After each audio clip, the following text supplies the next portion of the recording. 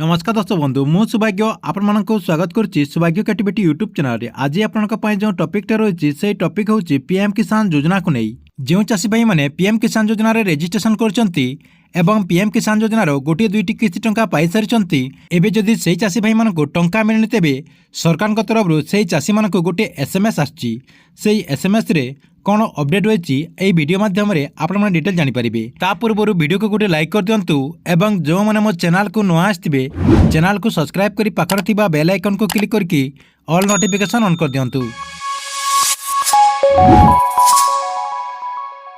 आपण मानकु से एसएमएस रो अपडेट जानिबा पूर्व पीएम किसान योजना को नहीं किसी अपडेट मु कहि दउची। देखंतु आपण कोन करेबे आपण को मोबाइल किंबा कंप्यूटर रो जेकोसी गोटे ब्राउजर को ओपन करदेबे। ओपन करदेला परे आपण कोन करेबे पीएम किसान सर्च करदेबे।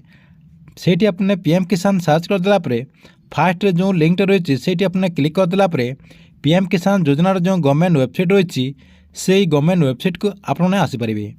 देखंतु एटी को आपने आसीगला परे एटी आपनकर जो पीएम किसान योजनार जो गवर्नमेंट वेबसाइट रही से गवर्नमेंट वेबसाइट आपन पाखरे एमती शो करिवो जहाँकि आपको ये वीडियो डिस्क्रिप्शन लिंक दे देछि सेठी मध्ये आपने क्लिक करके ये पेज को आसीपारे।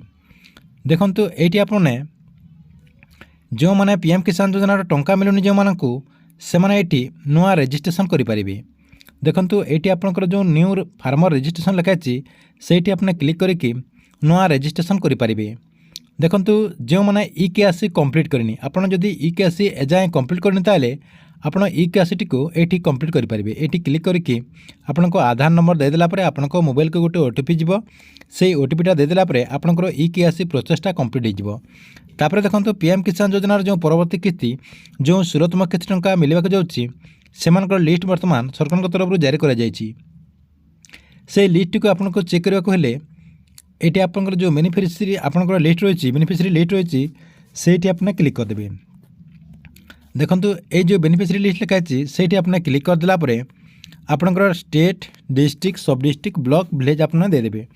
एटी आपनकर स्टेट रही डिस्ट्रिक्ट रही सब डिस्ट्रिक्ट रही ब्लॉक रही आपनकर एटी विलेज रही ए सब आपनको फिलअप करने को पड़ो। यहाँ मुझे फिलअप कर दूची आपनको जानिबा पई हमर ओडिशा आम सिलेक्ट करदे। ओडिशा सिलेक्ट करदेला परे आपनकर जो डिस्ट्रिक्ट थो से डिस्ट्रिक्टा आपन दे देबे। एटी आपनको मो डिस्ट्रिक्टा दे दोची मु अनुगुल दे देली। देखंतु जानिबा पई एटा मु दे दोची आपनकर जोटा हेतबो सेटा आपन दे देबे। तापरे आपनकर ब्लॉकटा दे देबे। ब्लॉक दे देला परे आपनकर जो गाँटा हेतबो आपनकर जो विलेज हेतबो से विलेजटी आपन दे देबे। जोटा गोटे मु सिलेक्ट कर दोची सिलेक्ट कर देला परे देखंतु एटी आपनकर जो गाइड रिपोर्ट रही सेठी आपने क्लिक कर देबे। एठी क्लिक कर देला परे आपनको पंचायत रो आपनको गाँव रो जते लोकंकर पीएम किसान योजना रे रजिस्ट्रेशन होईची एठी आपनकर सब शो करिवो। देखंतु एमती आपने आपनकर ना अछि कि नै ए लिस्ट रे आपने चेक करके जानि परिबे।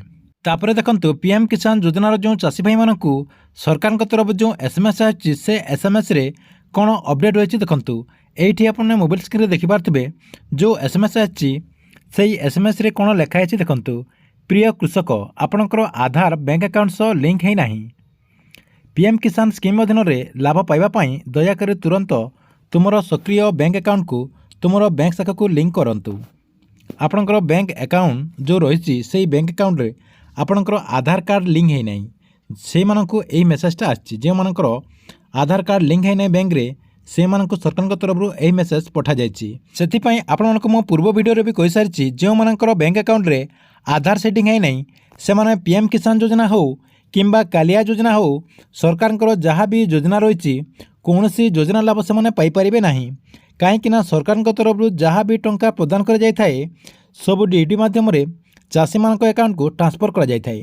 सेथिपई आपने अति शीघ्र आपने जो बैंक रे अकाउंट खोली से बैंक को जाकि आधार सेटिंग कर दिंतु। जदि आपने सेतिकी मध्य करि पार नांती ताले आपनकर जो पोस्ट ऑफिस रही से पोस्ट ऑफिस को जाकि गोटे अकाउंट खोल दिंतु।